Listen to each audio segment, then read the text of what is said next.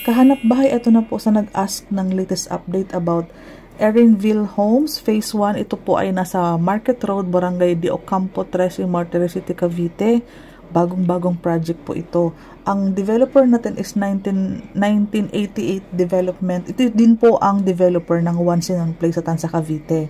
So, duplex 44 kasi po ang floor area niya po is 44 square meters. Pero, ang lot area niya po 72 square meters at complete turnover na po ito.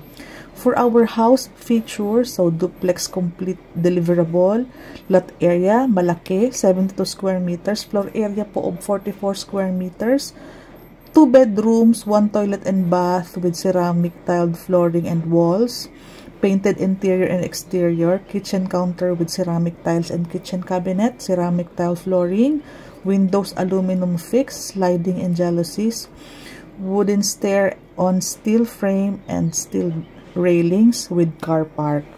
So, complete turnover na po ito. Pre-selling po ito, bagong-bagong project ngayon sa Tres Martires City, Cavite. Maganda po ang location ng De Ocampo, Tres Martires City, Cavite.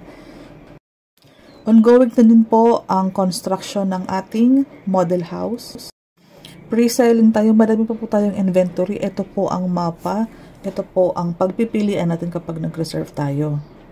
At para naman po sa computation, tayo po ay may TCP na 2,581,898. So, ang total equity natin po, ililess mo po yan ng 10,000. Kaya meron po tayong net equity na 499,388. Pwede mo pong bawasan iyan. Pwede kang mag-pay ng kalahati para yung remaining equity natin na dapat bayaran is pwede po siyang mas bumaba. Pero kung as is ka po, ito po ang computation ng ating equity term. So, meron tayong first equity. Yung first 12 months mo po is meron kang 25,381.48. Yun naman pong magiging second equity term mo, 13 months to 30th month, 10,822.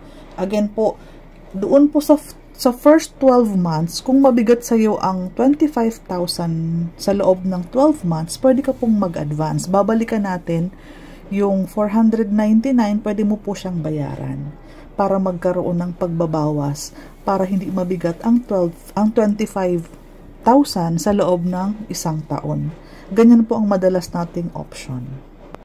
Proceed tayo. Ang loanable natin sa Pag-ibig is 2,072,510. Ang monthly sa Pag-ibig for 30 years po is 14,267.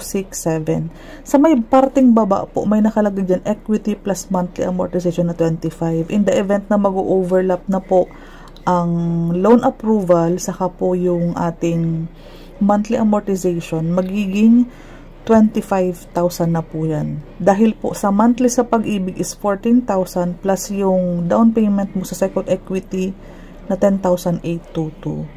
Ganyan po siya. So, kung may budget po tayo, pwede po tayong mag-advance payment para lumiit po yung ating payable sa equity at hindi po mag-overlap or hindi po mag-combine para hindi maging dalawa ang for payment natin.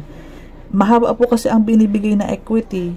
Option po ito para maging magaan po ang ating equity term. Again, may mga savings po at willing po bawasan yung ating pinaka-total net down payment. Pwede po yung na-share ko pong yan, pwedeng gawin. Para po sa ibang katanungan, Cindy Bernal Hapil, Division Manager po ako ng Dream House Realty. Yan po ang aking pinaka-Facebook account. Please search po Cindy Bernal Hapil and directly PM me sa ibang katanungan. Pwede mo po akong tawagan para ma-explain ko ng mas mabilis. Pag nag-chat po kayo, sabihin mo po, Ma'am Cindy, about Erinville po, duplex ng Tres Martires, Cavite.